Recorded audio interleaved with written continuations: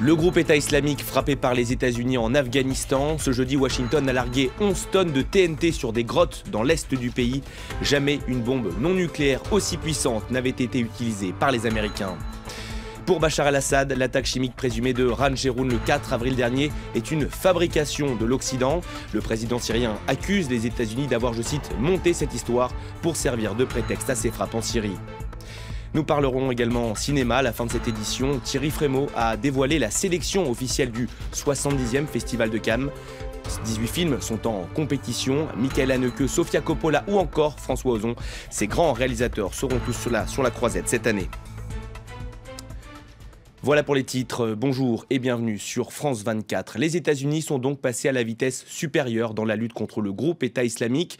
Ce jeudi, Washington a largué sur des positions djihadistes en Afghanistan la plus puissante bombe non nucléaire jamais utilisée. Elle est surnommée la mère de toutes les bombes. 11 tonnes de TNT qui visaient une série de grottes dans la province de Nangarhar, dans l'est du pays. C'est là qu'un soldat américain avait trouvé la mort le week-end dernier lors d'une opération contre les djihadistes. On écoute le président américain Donald Trump.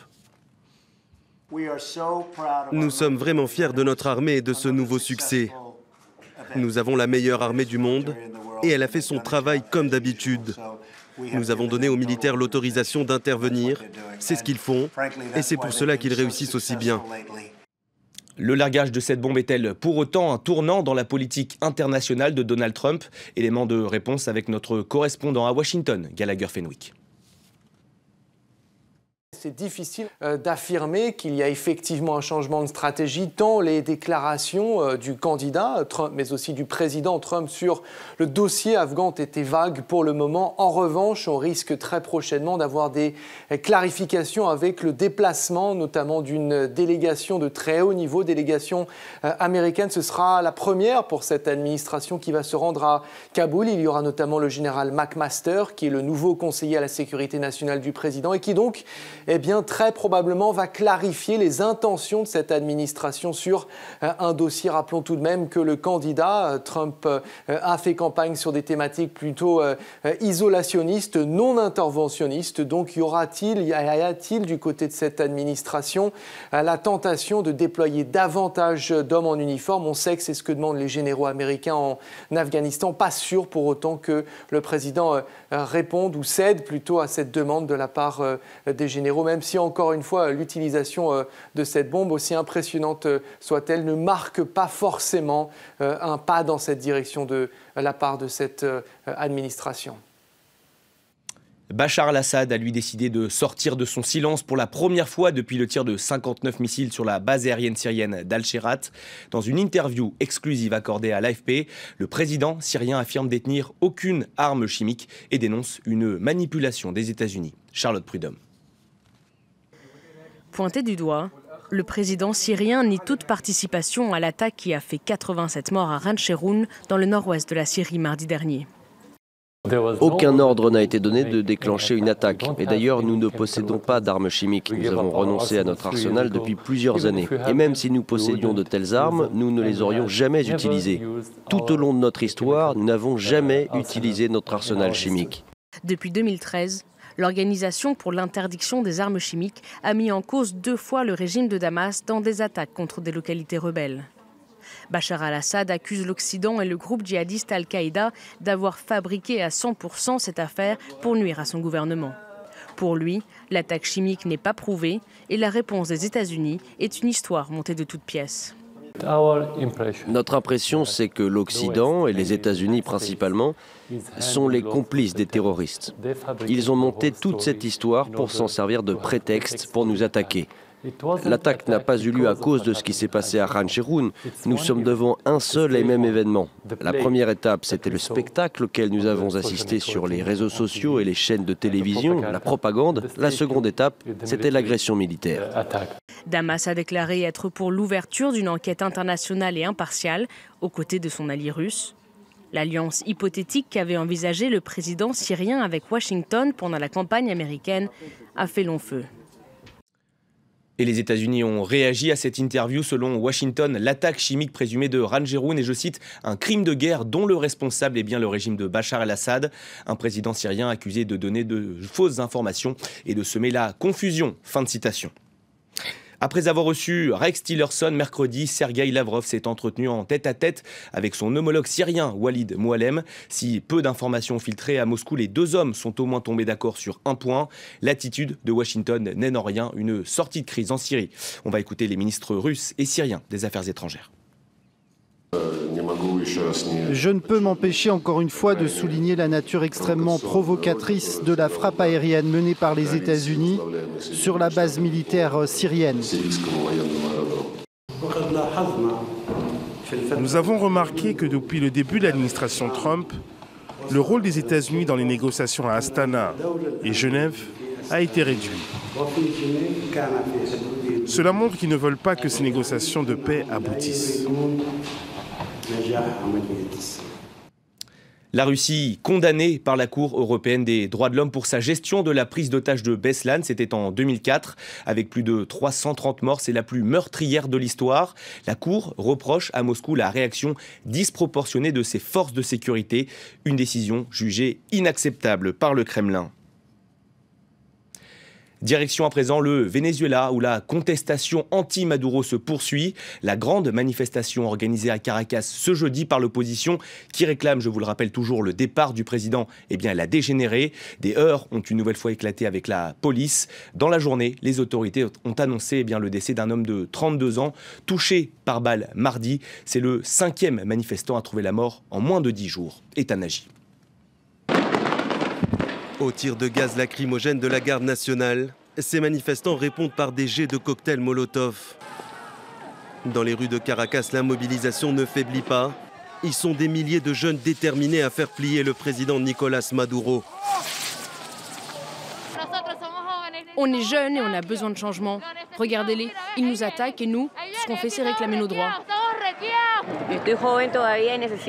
On doit sortir pour se battre.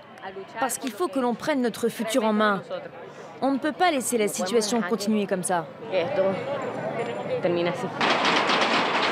Des scènes de chaos devenues quasi quotidiennes depuis l'appel à manifester lancé par l'opposition le 1er avril dernier pour faire pression sur Nicolás Maduro. Mais ces derniers jours, les manifestations ont pris une tournure violente après la condamnation à 15 ans d'inéligibilité d'Enrique Capriles, un des leaders de l'opposition.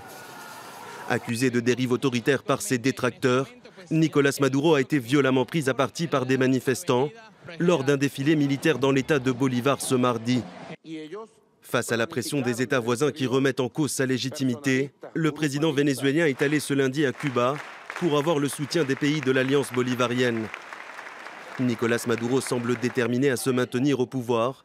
Il accuse Washington d'œuvrer au blocage du dialogue avec l'opposition vénézuélienne. On en vient à ce verdict dans l'affaire des disparus du Nouveau-Tel en Côte d'Ivoire. L'ancien chef de la garde républicaine a été condamné à 18 ans de prison par la cour d'assises d'Abidjan. Pour rappel, 4 personnes, dont 2 Français, avaient été enlevées et tuées dans cet hôtel de la capitale ivoirienne. C'était en 2011. C'est donc ce dimanche que les Turcs se rendent aux urnes à l'occasion du référendum constitutionnel de Recep Tayyip Erdogan. Ils doivent se prononcer pour ou contre l'élargissement des pouvoirs du président. Selon 2 sondages publiés ce jeudi, c'est le oui qui l'emporterait d'une courte tête. Malgré les pressions, ces partisans du non font toujours campagne. Non à une hyper-présidence, non à une dérive autoritaire. On a travaillé jusqu'au bout. Ça fait 38 jours qu'on est ici et qu'on fait campagne sans répit. On assiste à un mouvement très fort. Je suis sûre que les bulletins non vont faire exploser les urnes. Il est hors de question que nous confions notre République à un seul homme. Cet homme, c'est Recep Tayyip Erdogan. Au pouvoir avec son parti, l'AKP depuis 2002, le président veut modifier la constitution de la Turquie. Parmi les propositions phares, il n'y aura plus de Premier ministre. Le président pourra nommer et révoquer seul ses ministres. Le Parlement n'aura plus le droit de censure du gouvernement. Le chef d'État aura la main mise sur le pouvoir judiciaire, nommera le haut commandement militaire et pourra se représenter pour 2 nouveaux quinquennats successifs. Si certains craignent des abus de pouvoir, d'autres ne voient pas d'alternative. On entend les arguments du non, mais on a vécu une tentative de putsch. Pour cette raison, je vais voter oui. Pour le moment, le oui et le non restent au coude à coude dans les sondages. Et à l'approche de ce référendum décisif, des journalistes de notre rédaction Internet se sont rendus en Turquie. Ils y ont rencontré 4 citoyens dont la vie a été bouleversée par les purges lancées dans leur pays après le putsch raté du 15 juillet dernier. Des témoignages exceptionnels à découvrir sur france24.com. Dans le reste de l'actualité, il y avait du football avec les quarts de finale allée de la Ligue Europa. Lyon a battu à domicile le Beşiktaş Istanbul 2-1. Mais ce qui a marqué les esprits, ce sont les heurts qui ont précédé le match entre supporters lyonnais et stambouliotes. La pelouse du Parc OL a ensuite été envahie à la suite de nouveaux débordements. Une soirée de football une nouvelle fois perturbée, donc 2 jours après les événements de Dortmund. Outre-Rhin, les autorités allemandes ont déclaré qu'aucun élément ne permettait d'incriminer le principal suspect, Ludovic de Foucault. Ce jeudi matin, sur les lieux de l'attaque, non loin de l'hôtel L'Arrivée, où séjournaient les joueurs du Borussia Dortmund avant de se rendre au stade. Les traces des explosions de mardi soir sont encore visibles. C'est ici, au passage du car qui transportait l'équipe, que 3 engins explosifs ont été activés. Des bombes qui contenaient des morceaux de métal, dont certains se sont fichés dans les appuis-têtes des sièges du bus, dans ce mur de bois, ou même jusqu'aux fenêtres de cette maison voisine. D'après la police, les détonations avaient une portée de 100 mètres. L'enquête, elle, continue. Le parquet allemand a annoncé avoir demandé un mandat d'arrêt contre le jeune homme arrêté mercredi, un suspect qui s'avère être un Irakien de 26 ans arrivé en Allemagne début 2016, après être passé par la Turquie. Le jeune homme avait rejoint les rangs du groupe État islamique en Irak fin 2014, où il s'était hissé à la tête d'un commando d'une dizaine de membres spécialisés dans le kidnapping, le trafic, l'extorsion et le meurtre. En Allemagne, il est resté en contact avec l'organisation terroriste. Selon le parquet, il n'existe cependant aucune preuve que l'homme a lui-même pris part à l'attaque. Le premier tour de l'élection présidentielle française, c'est désormais dans 9 jours. La nuit dernière, le quartier général de Marine Le Pen a été visé par une tentative d'incendie. Elle a été revendiquée par un groupe voulant, je cite, « combattre la xénophobie ». Maryse Burgot. Un tag de signature faisant référence au Front National. La cible était donc bien le QG de campagne de Marine Le Pen. Les auteurs n'ont pas pu accéder aux locaux situés dans les étages. Cette compagnie d'assurance en a fait les frais. Marine Le Pen désigne les responsables. Je suppose qu'il s'agit là d'un acte probablement d'un groupuscule d'extrême gauche. Ces groupuscules se sentent en toute impunité. Et encore une fois, je ne suis pas étonné puisque le gouvernement de François Hollande les laisse faire depuis des mois. Agacé par ces accusations, le ministre de l'Intérieur réplique. Ce sont des actes inacceptables. Nous sommes en lien avec les équipes de la candidate du Front National dès hier soir et nous verrons s'il y a lieu, le cas échéant, en lien avec eux, de renforcer les dispositifs de sécurité. Les enquêteurs privilégient la piste criminelle. Un groupe voulant combattre la xénophobie a d'ailleurs revendiqué cette tentative d'incendie. Le 17 mai prochain s'ouvrira le 70e Festival de Cannes. La sélection officielle a été dévoilée cette année. 18 films sont en lice pour décrocher la si convoitée Palme d'Or, dont 4 films français. Axel Simon. Sous l'affiche officielle représentant Claudia Cardinal virevoltant sur les toits de Rome, les organisateurs du 70e Festival de Cannes mettent fin au suspense et dévoilent un à un les films en compétition. Sur les 18 longs métrages en lice pour la Palme d'Or, 4 au total sont signés de réalisateurs français, dont notamment L'amant double de François Ozon, qui n'est pas venu, s'il fait un film par an, comme quelques autres, il n'est pas venu si souvent en compétition. Il faudra aussi compter avec la comédie Le Redoutable de Michel Hazanavicius sur Jean-Luc Godard. Je suis sûr que tu demandes à un acteur de dire que les acteurs sont cons, il le fait. Ou encore Le Rodin de Jacques Doyon avec Vincent Lindon dans le rôle du célèbre sculpteur, célébré cette année pour le centenaire de sa mort. Des grands noms du cinéma étranger fouleront aussi le tapis rouge, la japonaise Naomi Kawase ou l'autrichien Michael Haneke qui revient après déjà 2 palmes d'or. Happy End évoque une famille bourgeoise du nord de la France vivant à côté de camps de migrants. 4 films américains seront aussi en lice, dont Les Proies, signé d'une réalisatrice très attendue. Sofia Coppola revient également après Le Certain Regard en compétition avec Nicole Kidman, Elle Fanning, Kirsten Dunst et toute une série de jeunes actrices qui entourent Colin Farrell.